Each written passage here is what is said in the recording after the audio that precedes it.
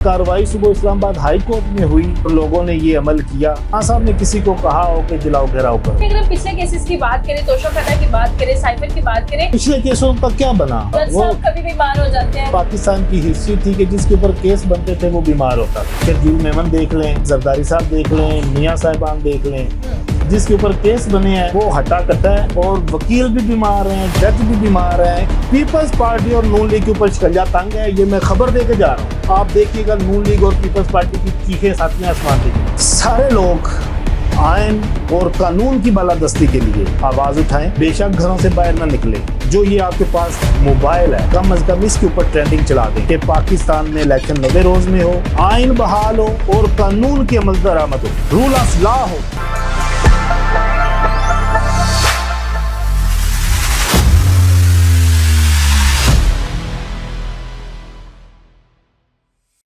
नाज़रीन, मैं हूं आपके मेजबान कमल अमानत और आप देख रहे हैं चैनल 9। नाज़रीन, इस वक्त फ्रेम में मौजूद है एडवोकेट अली जाफरी साहब और ये तमाम हाईलाइटेड केस पर गुफ्तगू करते हुए नजर आते हैं। आज इनके पास हाजिर हुए हैं कुछ पॉलिटिकल क्वेश्चंस लेकर चेयरमैन पीटीआई इमरान खान के हवाले से और कुछ और भी डिस्कशंस करेंगे पाकिस्तान की मौजूदा सूरत हाल पर। तो मेरे साथ रहिएगा। अस्सलाम वालेकुम सर। वालेकुम अस्सलाम सर, कैसे हैं आप? अल्हम्दुलिल्लाह सर, बहुत शुक्रिया आपके कीमती वक्त का। Sir, chairman PTI Imran Khan की बात करूंगी। पीटीआई के कारकुनान पिछले कुछ माह से जो है वो बड़े परेशान है। पहले तोशाखाना का केस देखने को मिलता है, फिर साइफर का केस देखने को मिलता है। वो अभी अच्छे से जो है वो मामला निपटा नहीं है कि अब 9 मई के जो है वो वाकई में इमरान खान को गिल्टी करार देने की कोशिश की जा रही है। तो आपने इसके बारे में क्या स्टडीज की है? आपका ओपिनियन क्या कहता है?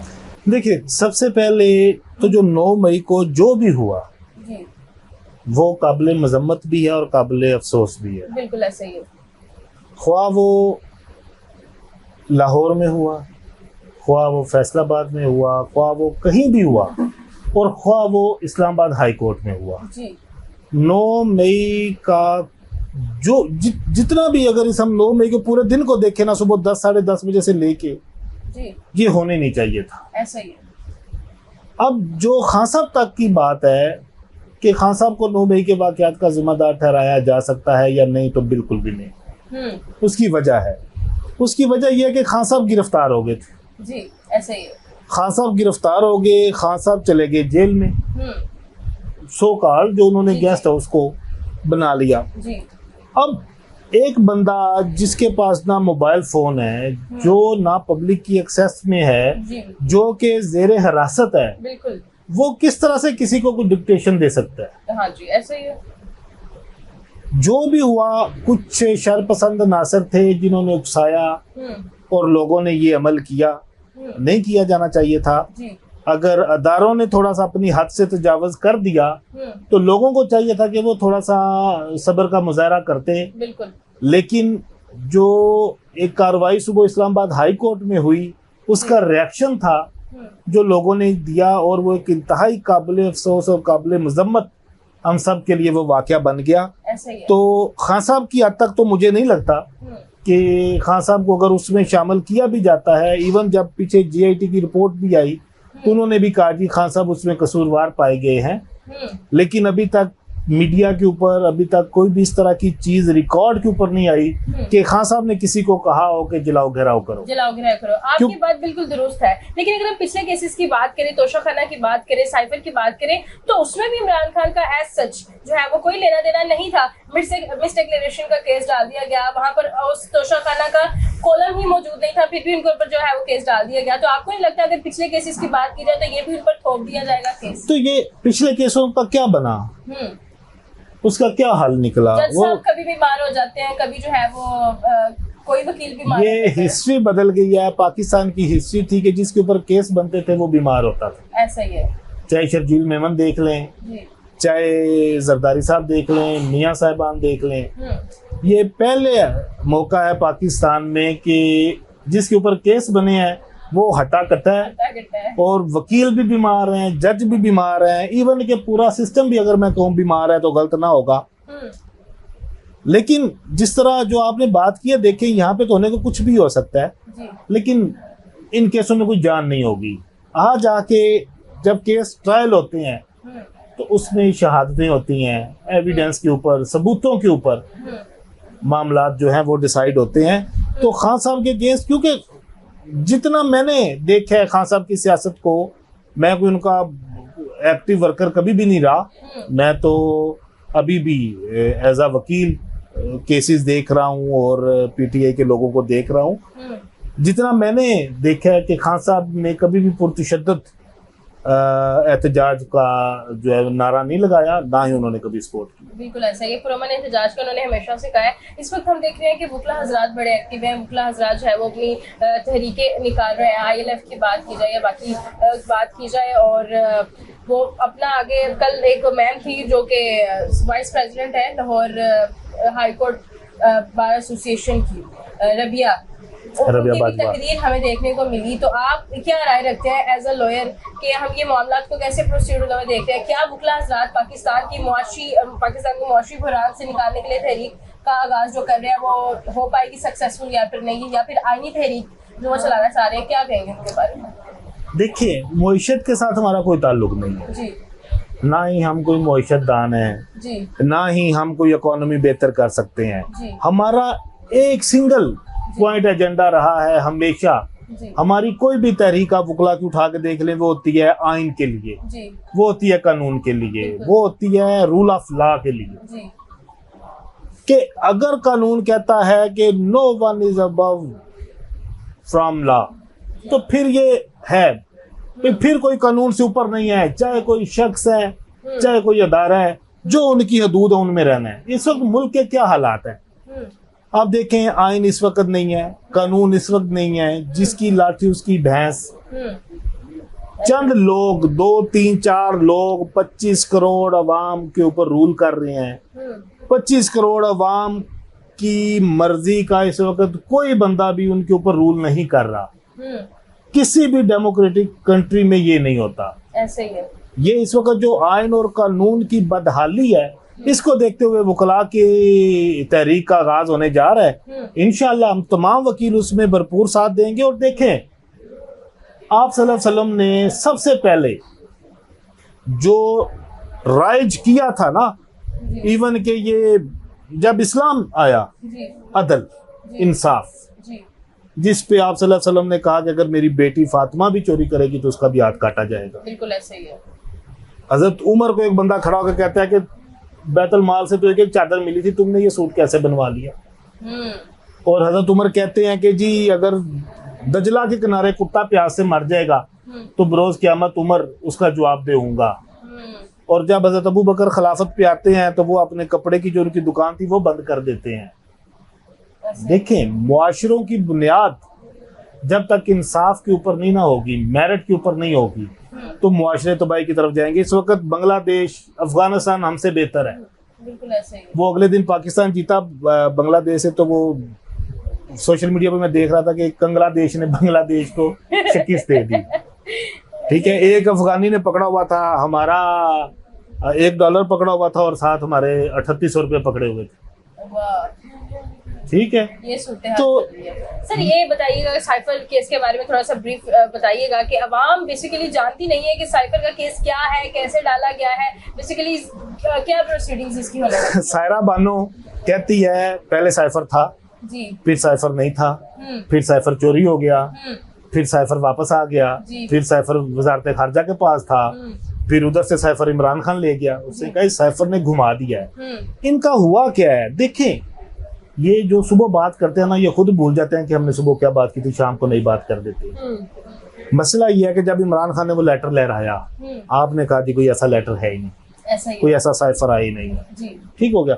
फिर आपने साथ ही कौमी सलामती का इजलास बुला लिया। जी, फिर आपने कहा जी साइफर चोरी हो गया है। जब एक चीज थी नहीं तो चोरी कहाँ से होगी?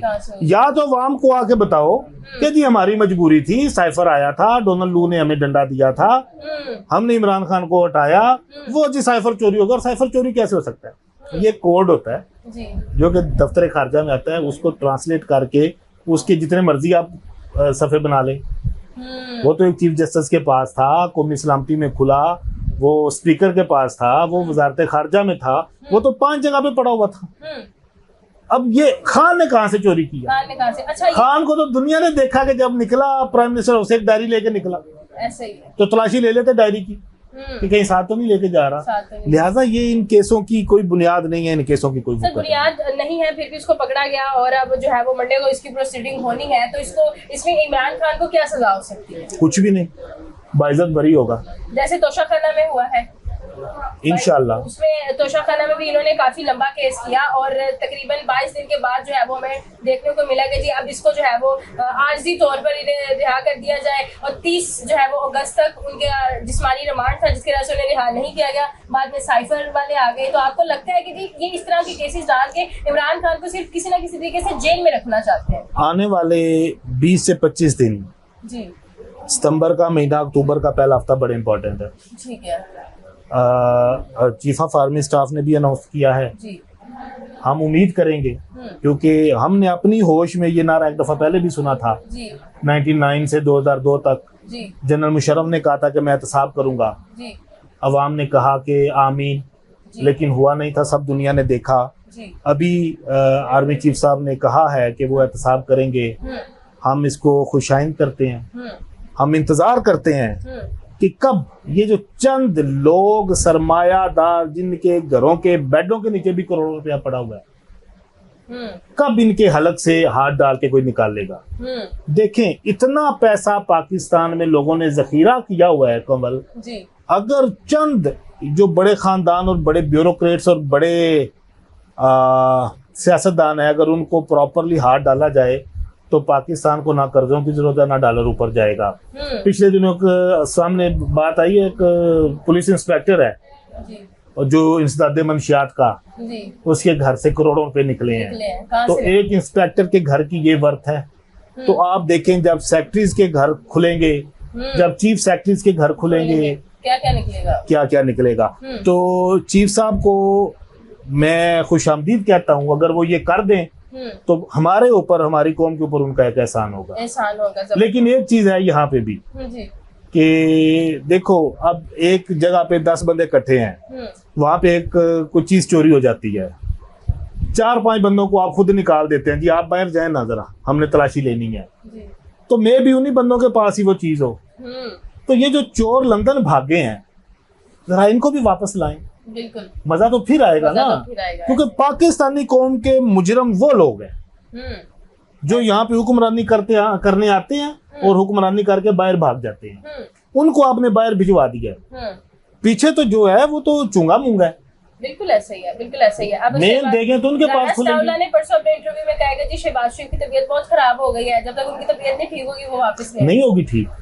आज कह दें जी शहबाज शरीफ साहब फिर वज़ीर आज़म बनेंगे, शहबाज शरीफ साहब लंदन से दौड़ते आ जाएंगे। आपने लंदन में उनको रोड क्रॉस करते नहीं देखा? इतनी स्पीड में बीमार बंदा रोड क्रॉस कर सकता है। सर सेकंड लास्ट क्वेश्चन करूंगी कि इलेक्शन हम कह रहे हैं जी 90 रोज में हो जाएंगे, 90 रोज में हो जाएंगे, कब 90 रोज में आएंगे समझ नहीं आ रही। ये इसीलिए तो हमने तहरीक का आगाज किया। आइन कहता है कि इलेक्शन जब असेंबली टूटेगी, अगर अपनी आईनी मुद्दत पूरी करके जाती है तो 60 दिन में, अगर असेंबली को पहले तोड़ दिया जाता है, जिस तरह अभी उन्होंने एक दिन पहले तोड़ दी, तो फिर 90 दिन के बाद इलेक्शन नहीं जाएगा। 90 दिन के बाद, यानी कि 90 दिन के अंदर भी नहीं, उन्होंने एक खड़ा कर दिया कि 91 दिन भी नहीं होंगे। अगर तो जी 90 दिन में होंगे तो चलें जी, फिर जी 2-4 दिन ऊपर नीचे हम देखते हैं, 90 दिन के बाद नहीं जाएंगे। ठीक है, लिहाजा कॉन्स्टिट्यूशन यहाँ पे या तो आइन को मुअत्तल कर दिया जाए, बता दिया जाए, ओपन ऐलान कर दिया जाए जी वो एक जो 100 सफ़े की किताब है वो हमने खत्म कर दी है, पाकिस्तान में इस वक्त कोई कॉन्स्टिट्यूशन नहीं है, हमें पता हो तो जो हो रहा है वो हो रहा है। एक तरफ हमें आइन दिखाते हो, एक तरफ हमें जो है वो दिखाते हो कि आइन के ऊपर अमल ही नहीं हो रहा। लिहाजा 90 दिन के बाद इलेक्शन नहीं जाने चाहिए। ऑलरेडी 2 सूबों में ये हो चुका है और अनफॉर्चुनेटली मैं उस सब का जिम्मेदार किसी अदारे को नहीं ठहराऊंगा, मैं अपने सियासतदानों को ठहराऊंगा, मैं 13 जमातों को ठहराऊंगा। अगर वो 13 जमातें जो इक़्तिदार में बैठी थी वो कह देती कि केपी और पंजाब में इलेक्शन करवाओ टाइम के ऊपर, इस मौक़िफ़ के ऊपर वो इस बात से ना डरते कि हम हार जाएंगे, क्या हो जाएगा। 99 में मियां नवाज शरीफ साहब गए, 2008 तक 10 साल रहे बाहर, क्या हो गया। बेनज़ीर भुट्टो साहब की फांसी के बाद गई बाहर, 88 में आई, फिर गई, फिर आई, क्या फ़र्क पड़ जाता है। अगर 5 साल इक़्तिदार में ना भी आते क्या फर्क पड़ जाता, एक तसलसल चलता रहता। एक जो जमहूरी एक रवायत बड़े अरसे के बाद आके कायम हुई थी 2008 के बाद, उसको चलने देते। बिल्कुल ऐसे ही। ठीक है, लेकिन इन्होंने क्या किया, ये पपट बन गए। ये अपने केसों से बचने के लिए इन्होंने तमाम गैर आईनी काम किए। अभी सुप्रीम कोर्ट में क्या हो रहा है, इनके बनाए सारे कानून रद्दी की टोकरी में जा रहे हैं। और मैं आपको एक न्यूज दे के जा रहा हूँ, नैब तरमीम वाला बिल भी मुस्तरद होने जा रहा है। जबरदस्त। और नैब इंशाल्लाह देखना, पीटीआई के तो जितने होंगे करप्ट वो तो आप ऑलरेडी ले चुके हैं, ऐसे ही। वो तो ऑलरेडी आप प्रेस कॉन्फ्रेंस करवा चुके हैं। ऐसे ही है। पीपल्स पार्टी और नून लीग के ऊपर शिकंजा तंग है, ये मैं खबर दे के जा रहा हूँ। और आने वाले, मैंने आपको कहा 20 से 25 दिन आप देखिएगा नून लीग और पीपल्स पार्टी की चीखें सातवें आसमान पे जाए। जबरदस्त हो गया, बहुत शुक्रिया आपकी कीमती वक्त है। एंड पे आवाम को आप क्या पैगाम देंगे? सारे लोग आइन और कानून की बालादस्ती के लिए आवाज उठाएं, बेशक घरों से बाहर ना निकले। इस वक्त हालात इस तरह के हैं। जो ये आपके पास मोबाइल है, कम अज कम इसके ऊपर ट्रेंडिंग चला दें कि पाकिस्तान में इलेक्शन 90 रोज में हो, आइन बहाल हो और कानून की अमल दरामद हो, बिल्कुल रूल ऑफ लॉ हो। यहाँ पे देखें, जब कोई छोटा बड़ा कानून के सामने नहीं होगा ना, हमारे मुआशरे का बगाड़ खत्म हो जाए। सिर्फ एक चीज, इंसाफ कायम कर दो। हमारी जुडिशरी 130 नंबर पे है दुनिया में। क्या आप कहते हैं, किसी और को हम क्या इल्जाम ठहराएंगे? हम खुद जिस अदारे से वाबस्ते हैं उसका 130वां नंबर है। लिहाजा सब ये ट्रेंड चलाओ कि पाकिस्तान में रूल ऑफ लॉ हो, पाकिस्तान में आइन और कानून की बालादस्ती हो, किसी शख्स की या किसी शख्सियत की नहीं। बहुत शुक्रिया सर आपकी कीमती वक्त है। हमारे साथ मौजूद थे एडवोकेट अली जाफरी, जिन्होंने बड़ी प्रोडक्टिव गुफ्तगू की और बहुत सारे सवालात पर जो है वो हम लोगों ने गुफ्तगू की। इसके बारे में आपकी क्या राय है कमेंट सेक्शन में जरूर बताएगा। और जो इन्होंने पैगाम दिया कि हमें घर बैठकर, ये सोशल मीडिया हमारे पास बहुत बड़ा हथियार है, यहाँ पर हम ट्विटर में ट्रेंड्स चला सकते हैं और अपनी बात को कहीं ना कहीं जो है वो, बात को मनवाना तो जो है वो शायद थोड़ी दूर की बात है, लेकिन अपनी आवाज़ को जरूर बुलंद कर सकते हैं, एक शाउर की जो है वो लहर जरूर पैदा कर सकते हैं। वीडियो कैसी लगी कमेंट सेक्शन में जरूर बताएगा। इसी के साथ अपनी मेजबान को दीजिए इजाजत। अल्लाह निगहबान।